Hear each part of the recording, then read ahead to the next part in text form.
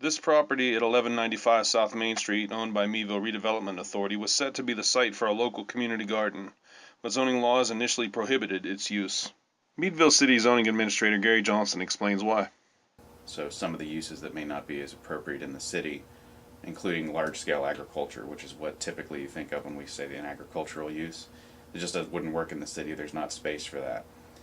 And unfortunately, as part of that zoning out of agriculture, it included community gardens because we didn't differentiate between community gardens and agriculture. So basically, it wouldn't be permitted in the city under that land use sharing agreement. The process of changing this particular zoning law was a cooperative effort. We're changing the zoning ordinance of the city of Meadville to allow this to happen in our town.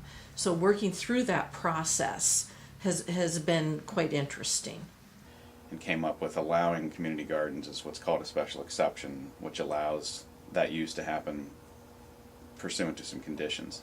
The collaborative effort of Meadville City Council, the Meadville Redevelopment Authority, and Creative Landscapes for Families has produced the desired effect.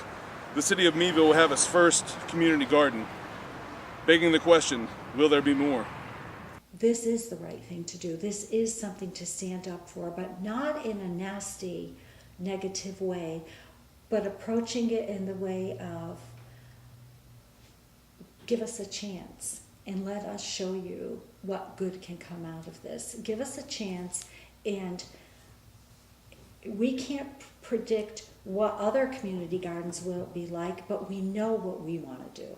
We needed to be certain that any group who wanted to put a community garden in the city of Meadville would be falling under the exact same parameters. So while we may or may not like it for this one particular group, we had to be aware that what we did needed to be equally applied to anybody who came forward. While creating landscapes for families sets to break ground, the community will have to live in anticipation of the harvest. For Local Focus, I'm Alan Soltis.